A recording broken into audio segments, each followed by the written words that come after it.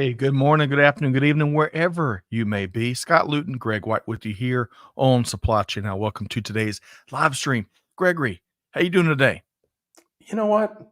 I'm doing pretty darn well. How are you doing? I'm doing great, man. I'm really excited about the show. Congrats to you and the Chiefs, Thank you. the Kingdom, I guess, as y'all call it. Big win That's last right. night. Yep.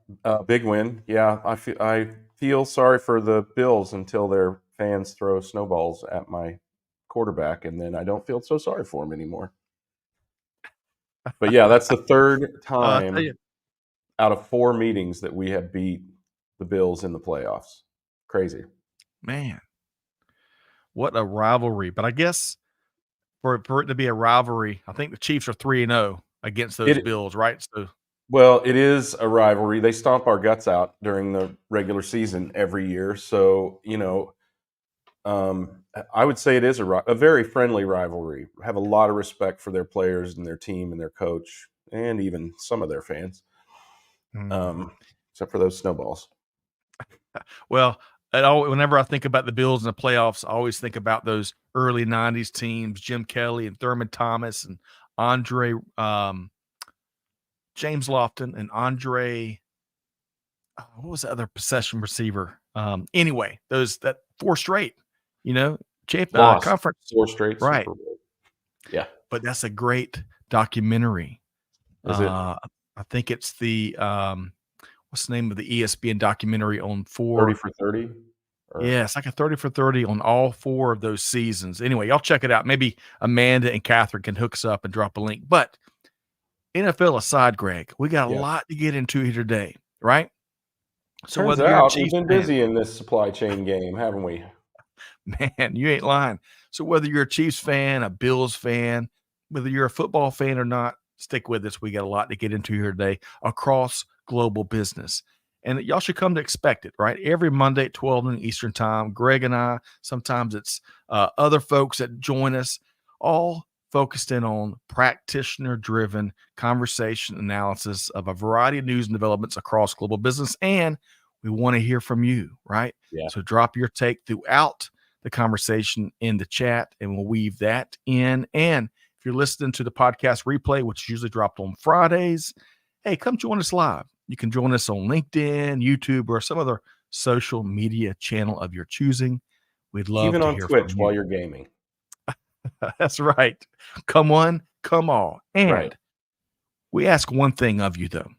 And Greg, that thing is if y'all dig the show, if you enjoy what you hear, hey, share it with a friend or your social network. On behalf of our the hardest working team in at Yeah. least supply chain media, business global media, hey, we appreciate it. Greg, simple ask, isn't it? Introduce your friends who might be missing out on the number one podcast and supply chain show in the world to join us. That's right. They And will don't be forget to glad that subscribe. you I've did. always wanted to do this, Scott. Don't forget to subscribe. Hit that subscribe button and that bell on YouTube. We're living our best life today.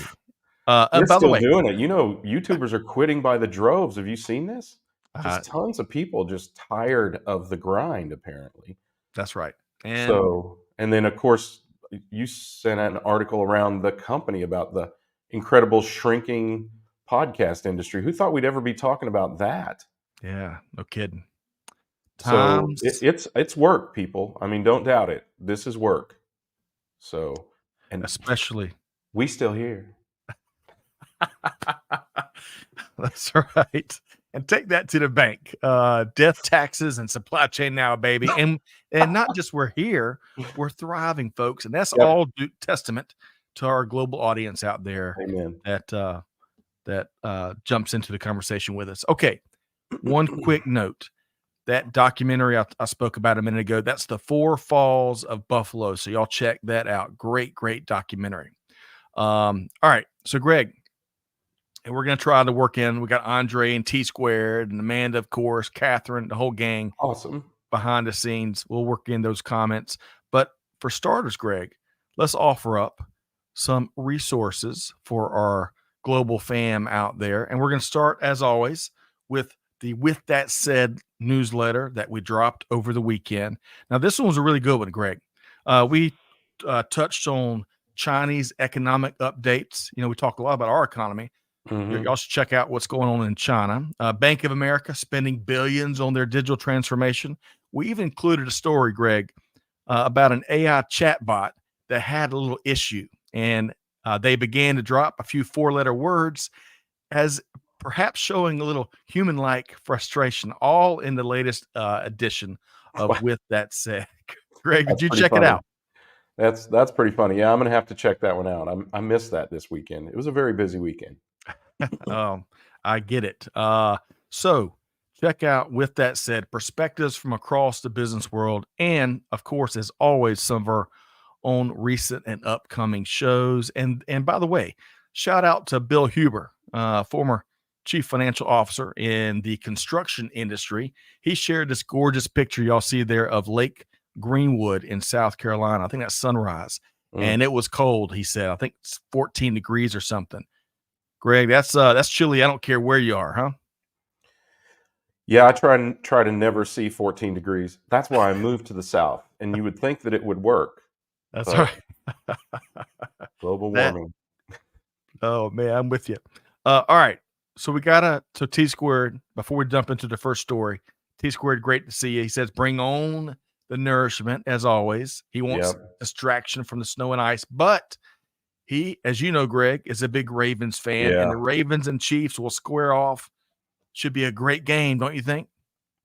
It definitely will be. It's two of the best defenses in the NFL right now. I can't believe we're saying that considering the caliber of quarterbacks that play for those teams, right? But amazing defenses, both of these teams. Agreed. Defense wins championships. That's right. That is right. So looking forward to that, and good luck to both teams, T squared and Gregory, and all y'all other Ravens and Chiefs Yes, fans out Tyrone there. and I cannot talk this week That's right. because anything that you say, it's one of those things where anything you say is considered a slight by, Yes. by your friends. So, Oh man. All right. So let's get into the first story. I really yeah. I like our starting point here today. I think this is going to really offer up some context throughout the four stories that we're going to work our way through. So I want to start today with what CEOs are thinking. So, Mm, Greg, the conference board published research recently as they had surveyed over 1,200 global C suite executives, including 630 CEOs on a variety of topics. So, here's a few key takeaways, and I can't wait to get Greg's take on the takeaways. So, the top two external concerns for both US and global CEOs, you might have guessed it, an economic recession is number one, and inflation is number two, both for US and global CEOs. For short term profit growth, US and global CEOs collectively, their number one priority is to introduce new products and services.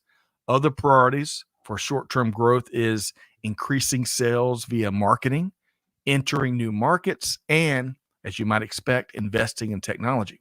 Now, for longer term revenue growth, US and global CEOs had the same top five growth strategies that they're going to be focused on over the next 3 to 5 years. Here's the top three. Number one, invest in innovation. Number two, new lines of business. And number three, digital transformation, including AI. The top internal priority is also the same for US and global CEOs. It's talent, baby, attracting mhm. and retaining talent. Okay, Greg, your thoughts, and there's a lot more to that. We're going to drop a link Yeah. to that survey. Your thoughts on that data? Yeah.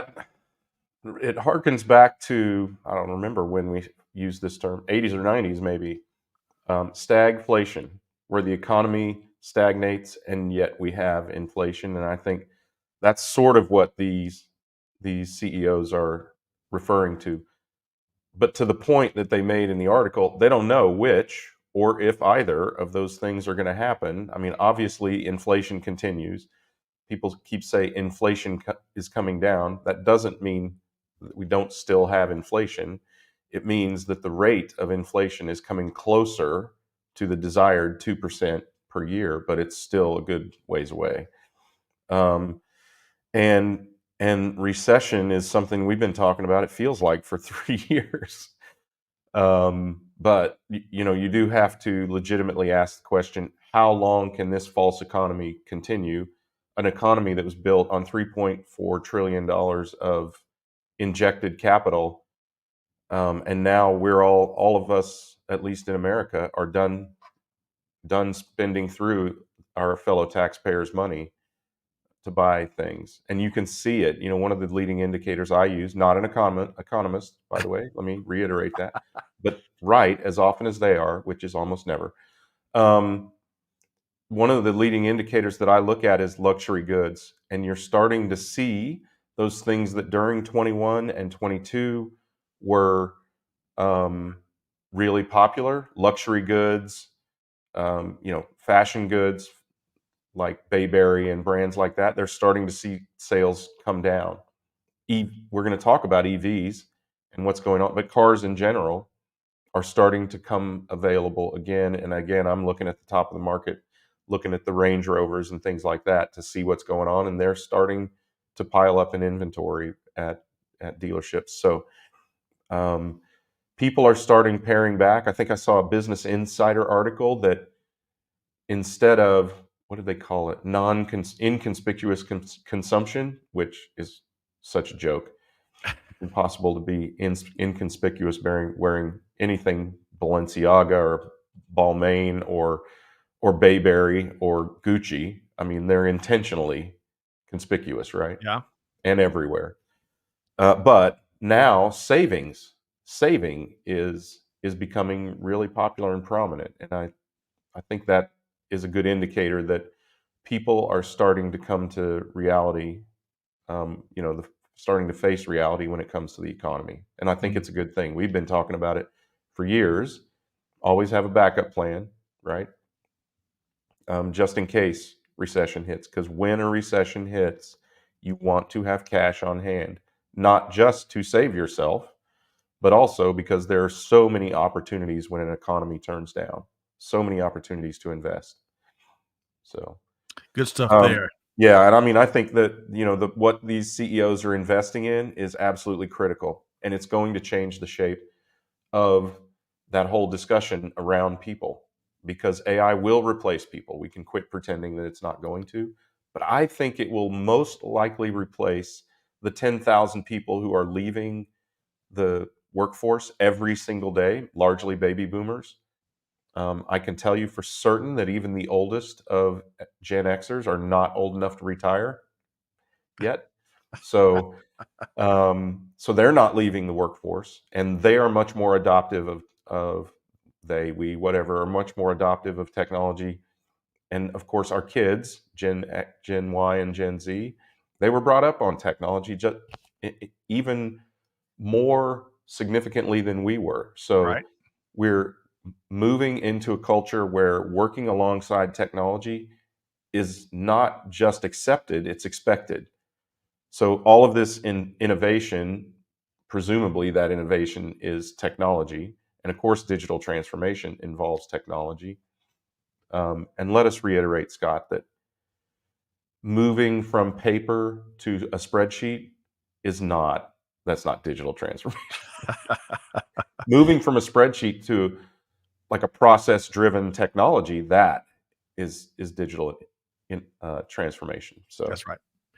Greg, the only thing you missed is at the end, welcome to my master class. Follow me for more, all things technology and economy. And by the way, Andre says stagflation, to your point, which you started on, is the pits. I agree with yeah, you, Andre. And speaking of inflation, Greg, here's one sign I'm looking for.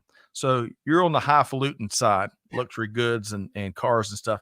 I'm a few weight classes down. I'm walking through my local grocery store looking for treats for my dogs, and I see pig ears. At one pig ear for dogs is $3.50. Now, for years that was under $1. So that tells you a lot, the pig ear market. So we'll see. We'll keep our finger on the pulse. But folks, hey, check out this. There's so much great information in this survey. The conference board, by the way, is a nonprofit organization. Check it out, and it's easy to download. Let us know what we maybe have missed today. Okay, so Greg, now that we've covered what CEOs, two of the critical subjects of our day, what CEOs are thinking, and the pig ear market, I think we can move right along to the second article here today. Now, We'll get to this image in a second. Let me tee this thing up. We'll get Greg's thoughts, and then we'll talk about delicious Yeah. drumsticks. Oh man. Okay. So we're gonna, we mentioned the common themes amongst these four stories. This next story kind of reflects some of these CEO priorities from the first story, as it applies to the food and beverage industry. Neat interview here by our friends at Retail Brew, who talked to Mike Van Houten. Do you think that's Van Houten or Van Houten, Greg? Uh, is there? I'm sorry, I didn't look at it. Is there a U in it? There is a U in it. Yeah, probably Van Houten. Okay. All right. Thank you very much. All right. Sorry, Mike. So Mike Van Houten. So he is with Nestle USA, and they spoke to him about F&B trends to watch in 2024. So he says, quote, Van Houten says, quote, innovation is back. The pandemic ushered in an age, as we all know, of super SKU rationalization, as global complexity had many companies leveraging the power of focus to drill in on core products. But that mindset is changing rapidly. Van Houten points internally to the 50% rise in innovation projects at Nestle alone as one of the examples of this changing mindset, many of which, in terms of these innovation projects, will lead to new products and new tasty flavors. Speaking of tasty flavors, Greg, spice is still nice, and that trend is expected. That trend meaning lots of spice and heat on all kinds of things, from chips to ice creams to who knows, maybe even pig ears. That trend is expected to expand in 2024. And all you got to do, Greg, is walk the chip aisle in your local grocery store. Besides the price points, man, $10 bags of chips is crazy. But that extra spicy, man, it's everywhere. It's like on half the bags. Yeah. And this last little piece, this last little piece kind of surprised me just a smidge. Van Houten says that expect F&B leaders to find ways to ensure seamlessness between the in-store and the online grocery buying experience, and to make sure customers can get what they want, when they want it, and how they want it. Reducing that supply chain and omni-channel friction is basically public enemy number one, he's saying. He says, Nestle, get this, Greg, Nestle is, quote, we're just at the beginning of this move to eliminate friction and help consumers buy wherever they want to buy, end quote. As I mentioned, that surprises me a smidge. Your thoughts, Greg?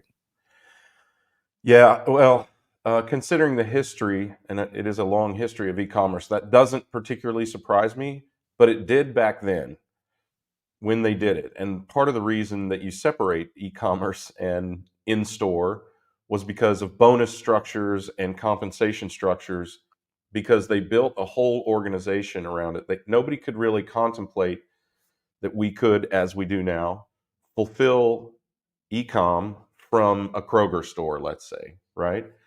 Which is exactly what they do today.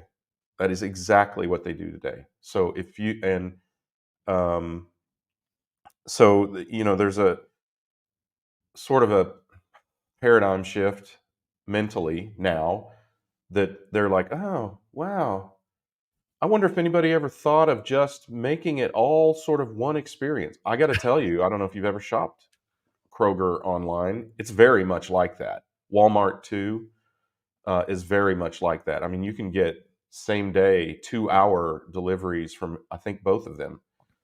Now, even Costco has a same day delivery. So that is, yeah, that's a bit of a mystery to me. But I can see if you're in it every day and your job isn't to sit back and observe, does this really make sense? And also, because you have the conflict of compensation methodologies within the company, which is usually the cause of inefficiency in so many companies. I can see why it feels like a revelation and a new finding. But the truth is, it could have always been that way. There's nothing inherent in the process or technology that limited it. So, as to innovation, I've been a merchant in retail, right? Yeah. My job was to find new products and that sort of thing. I hope we don't get back to that sort of paralyzing number of products like spicy drumsticks, or bacon flavored spicy drumsticks or something like that, where it just paralyzes the consumer. I realized why we went, and we've talked about this over and over again. And there are shows we did during the pandemic and shortly thereafter about SKU rationalization, which means cutting out your low selling SKUs. Why we would want to replace those with more low selling SKUs, I don't get. Um, Especially in this environment, which we just discussed, Scott, is um, tending towards recession and already has a ton of inflation. I think a lot of these retailers should be thinking more like IKEA, which just announced that they're going to be lowering their prices again. That now that the mess of the supply chain and all of that disruption has settled some, um, and the price of goods have come back to earth, or the price of source materials have come back to earth. So I think I personally, as a shopper, and I think if I were in retail today, I would be focusing on how to be schooner tuna, right? The tuna with a heart. Okay. Only people who've watched 80s movies will know that. So that is, what movie is that? Schooner tuna. That is, you can't feed chili to a Stripes, baby. No, you can't feed chili to a baby. What movie was that? Three Men and a Baby. No, it was, wasn't Tom Hanks. It was Michael Keaton, and he lost Oh, his job, and his Mr. wife was Mom. Mr. Mom. That's right. So check that out.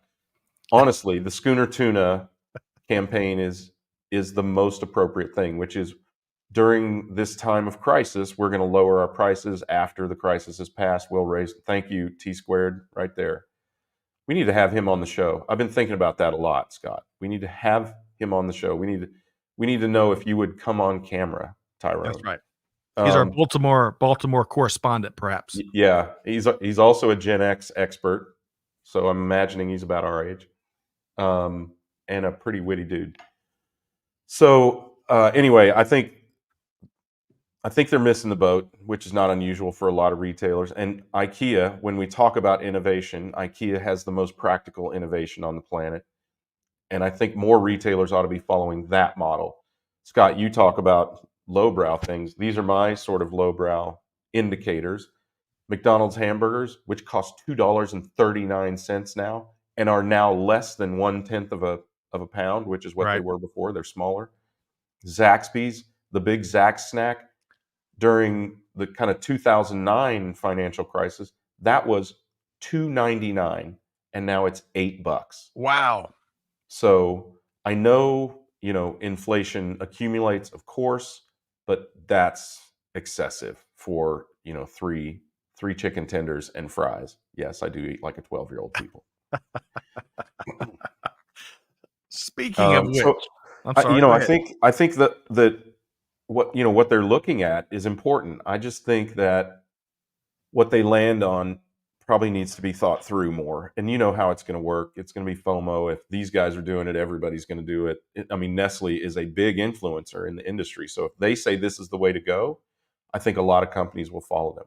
You know what I'd like to do? I'd like to get Rick McDonald on here and talk about what their strategy is at Clorox, and and whatever he can share with us. He will, obviously, with his team's approval. But I'd like to see if there aren't some alternative strategies out there. Yes, he's due. He's due to be back soon. Yeah. So stay tuned on that, folks. Y'all know Rick McDonald, the chief supply chain officer with the Clorox company, is one of our favorite guests that stops in from time to time. Okay, so one last comment here. So Nestle and Mike Van Houten. By the way, great interview, Mike. Wherever you may be, Mm. but out of all the Nestle's got like a million brands out there, and Greg, I think this was arguable, but one of my favorite Nestle brands, beyond besides the Kit Kats, are these drumsticks. I can't have them in the house because I can't eat just one. You Is know what I that mean? right? Oh, they're delicious. So I don't eat nuts, so I don't I don't really fall for those kind of things. That thing, but man, if it has ice cream, dude, We're I'm on it. in. Yeah, I am on it.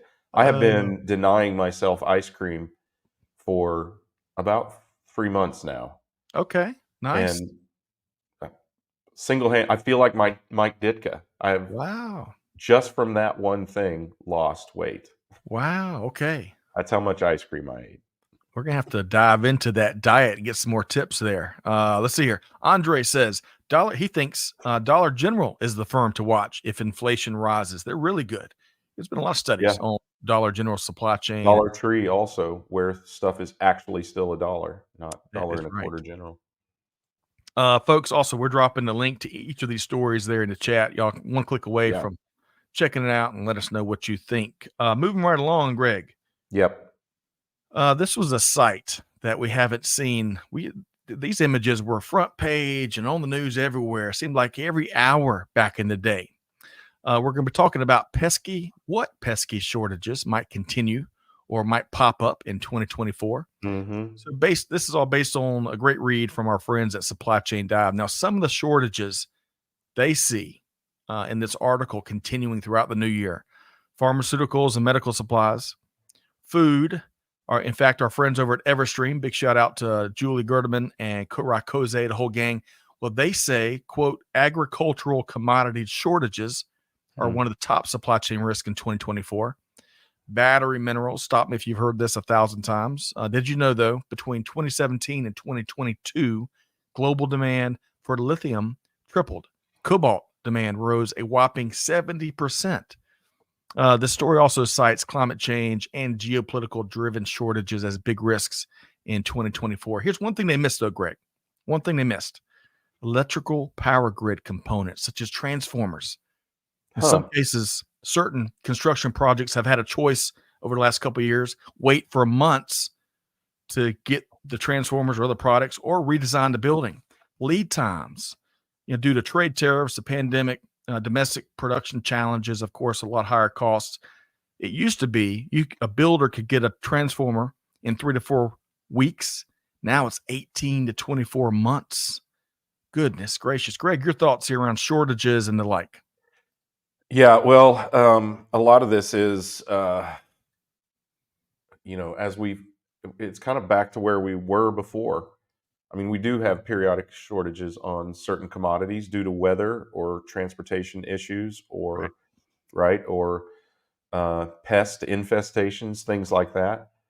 So food is not, and food is very general, but I mean, some specific foods are not unusual to have that kind of a shortage. There is not a global food shortage, just to be clear, people. But Right. there are some select commodities, particularly, that are in short supply.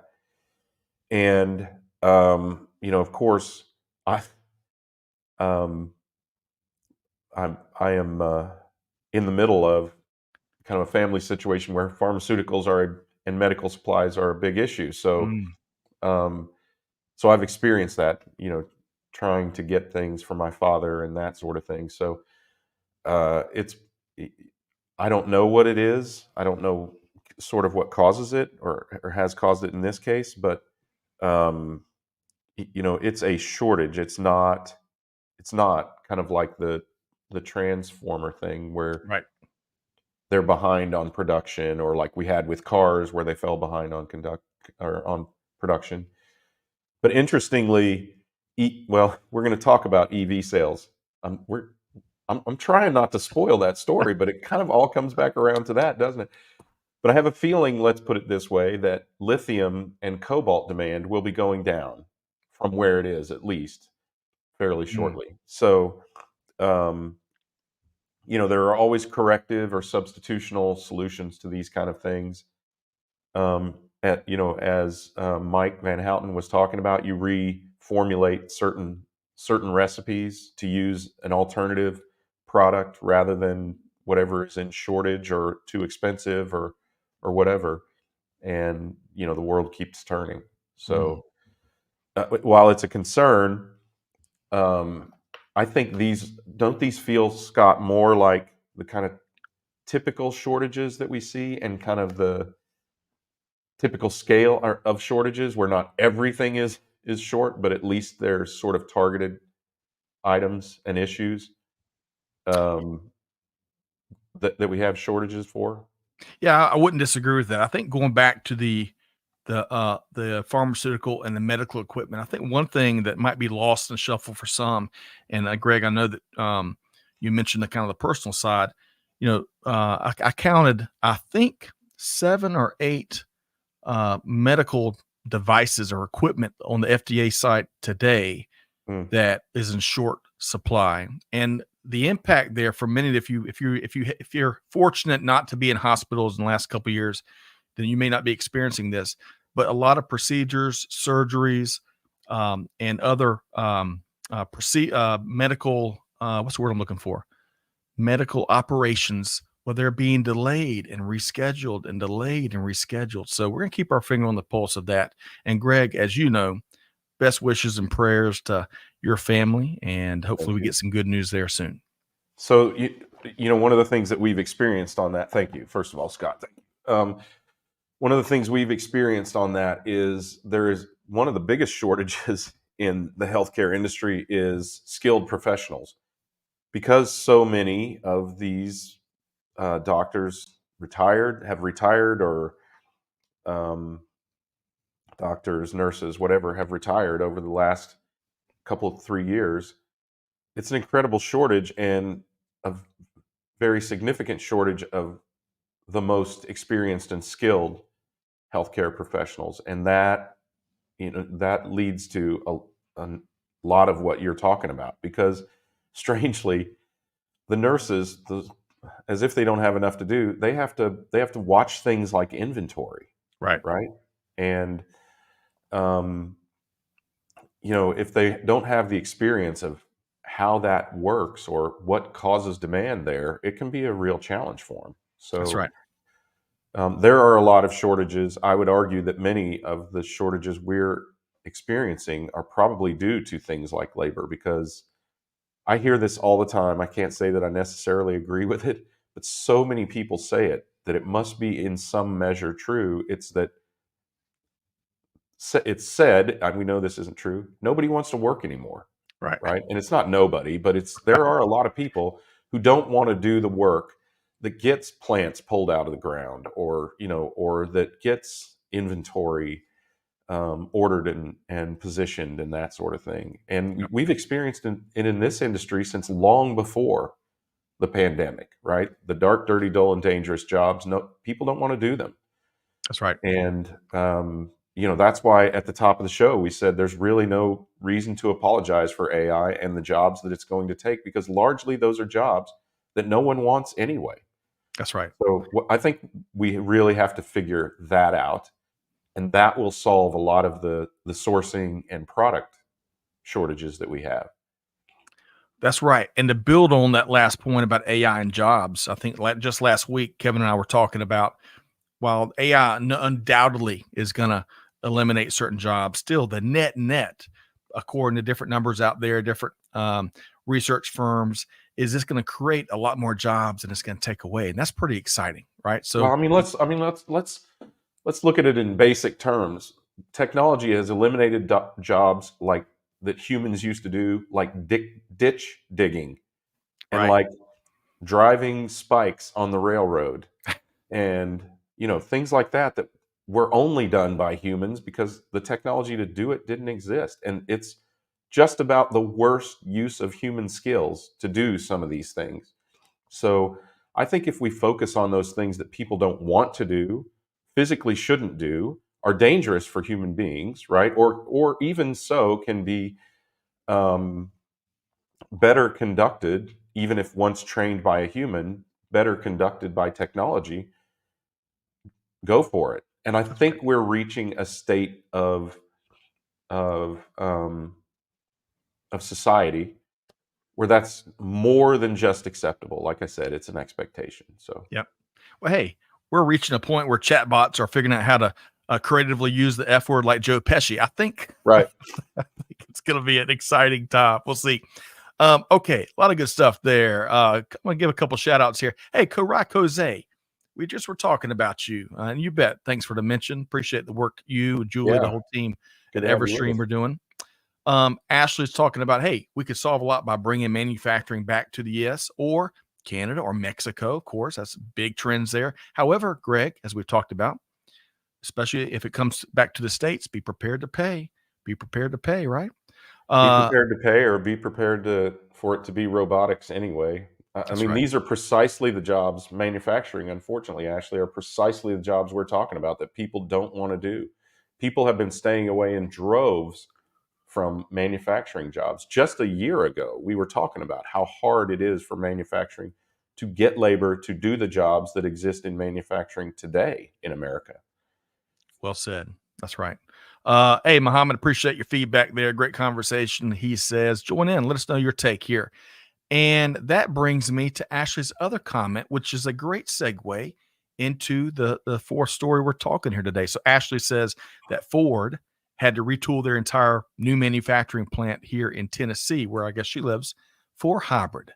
Did you And send that's her to run a show? I must How have. the heck does she know that? That's where we're Ashley, going next. keep it coming. Keep it coming. I love it. Yeah, thanks, We're Ashley. talking we are talking EV and in particular Ford. So let me tee this up, and then we're going to get y'all's comments and, of course, Greg's take. So we're talking about the electric vehicle market. So records were broken probably globally in 2023, but certainly domestically when it comes to EV sales. Over 1.2 million EVs were sold in the U.S. for the first time last year. In fact, EV share of the total vehicle market in the States grew to 7.6%, according to estimates from Kelley Blue Book. But the rate of growth has slowed tremendously, and that's got the attention of automakers everywhere. According to the AP in this story, Ford Motor Company has cut the production of the F 150 Lightning EV pickup truck, shifting those resources elsewhere. General Motors and the Volkswagen Group are also amongst automakers that are cutting back EV production plans and big investments in some cases. Amongst the other reasons behind the sales slowdown, still range concerns and a limited charging network, especially here in the States. Now, Greg, this is going to be the family episode, I guess. My brother rented his first Tesla last week, and Yeah. he was confounded, great word, with Yeah, the that is a lack of good word. with the lack of charging stations in South Carolina. Now, according to Statista, as of May 2023, the U.S. had over 138,000 charging outlets for plug-in EVs, but California leads the country in terms of the infrastructure, as the state boasts about 44,000 public and private power outlets for EVs. Hmm. All right, Greg, what's your take? So that's about a third of them are in California. So if you're in California, you're probably covered. Right. Um, well, EVs are the demand is going down dramatically for everyone, just generally, at least in the states. The two complaints being, as you said, range, right, and the other being cold weather, because uh, the the the chemical reaction in a battery slows when it's very, very cold. So they have to put in heaters in these cars. And why we didn't think of that when such a huge portion of the population lives in cold climates, I don't know. But and certainly scientists knew that. But it's a real problem. We have a neighbor up the street that has one, and she can't, like, when the ladies in the neighborhood want to go out to lunch, they all want to ride in her Tesla, but they can't when it's in the wintertime because Huh. it won't go.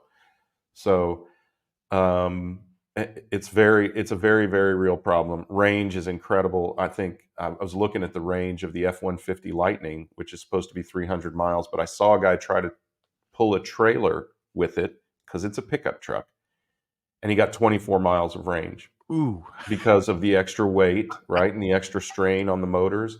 He used the air conditioner. You got to think about this when you don't have a combustion engine to drive the electricity that you're using acutely in the moment. You're drawing off the batteries. So, turning the radio up loud lessens your mileage range. And Scott, I've got like 300 miles between houses. I am dying to have an electric, Yeah. but it's just not practical because I am Right. not going to stop. It's about a 3.5, 4 hour drive. I don't stop during 3.5, 4 hour drives. I am a drive all the way through kind of guy. Right. And until they can assure me that while I'm cranking Metallica, right, and with the air conditioning or the heater running, because I'm a wimp in both cold and hot weather. that I can get there without making a stop, I'm just not going to do it. Right. Well, great commentary there, Greg. Some things I didn't think about. Dr. Atheragen, I think I said that right. Greg was speaking to a lot of those factors you're asking about in terms of what's contributing to weaker EV sales. I would add one more. I was reading somewhere the early adopters that moved in and made their purchases. Of course, there's not at nearly as many early adopters. So naturally, I think the peak in the U.S. in terms of year-over-year sales growth was last summer, where it was a 90% summer 2023, which was a 90% sales growth over same time frame 2022. I think I got that number right. So if you're selling that fast and that growing sales that quickly, naturally those early adopters are moving out. Those very practical reasons, I think, Greg, that Greg's mentioning. If you're buying a pickup truck to get this, to use it in a practical As a fashion, pickup truck to haul right? things, right? I mean, and if the practical use of said pickup truck takes the range from 300 even down to even under 100 100, still, right? right? Yeah, Even if it hits 24, goodness gracious, you got different planning to do. But that certainly has contributed. And one last thing, Greg, you may have seen the story too. I'm a paraphrase. I want to say it was about 6 months ago, right? So that would have been, well, around last summer, right? At the peak of all the sales growth. There was a government official, I can't remember who it was, but they planned to take an EV from one side of the country to another side. But and it was a big media push, right? And it hit fever pitch.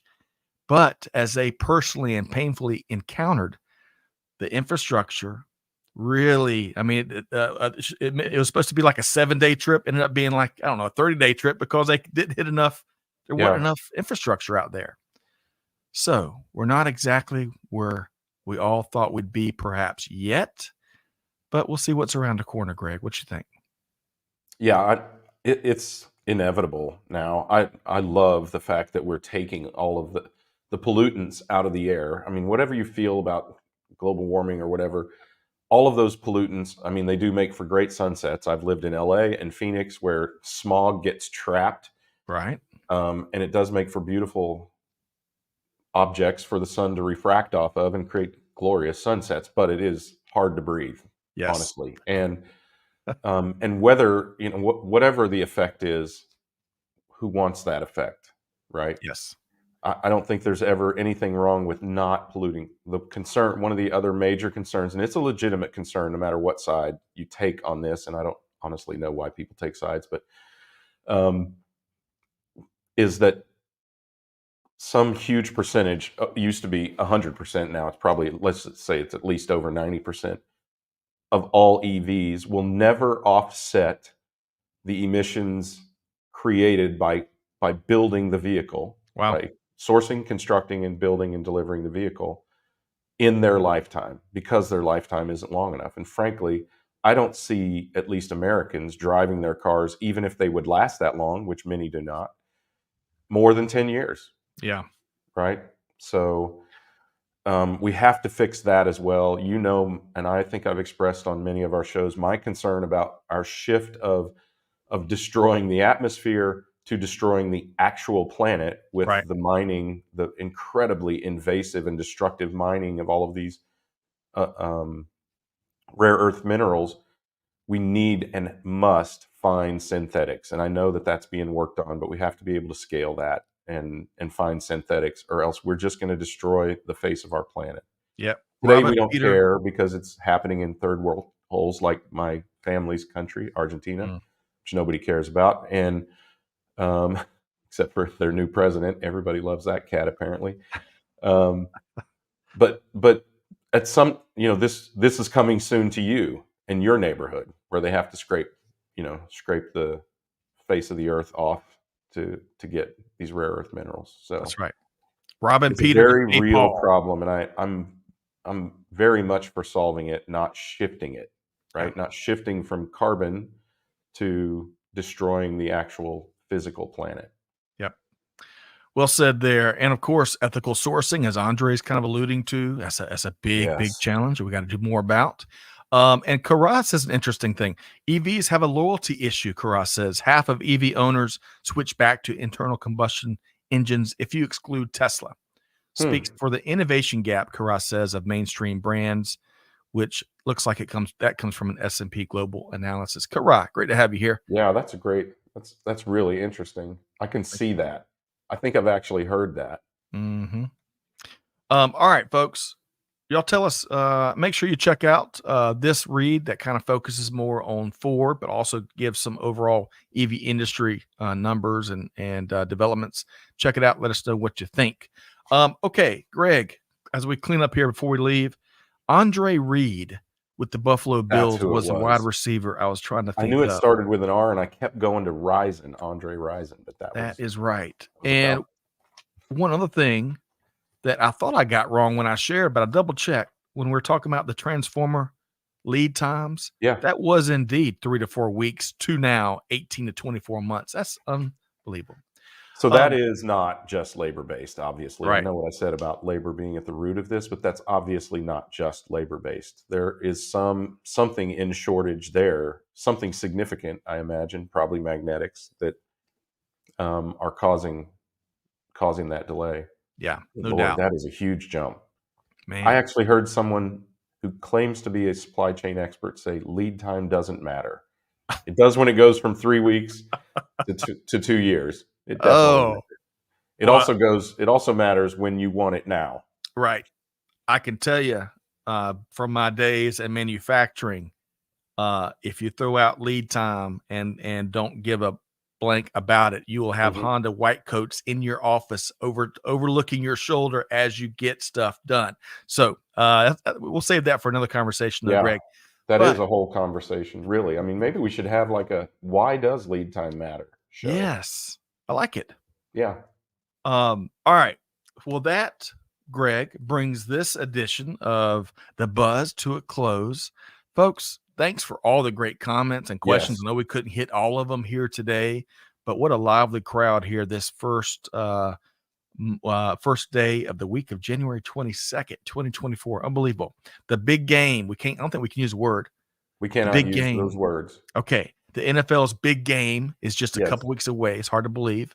So hopefully, if your team is in it, is still in the Final Four, good luck.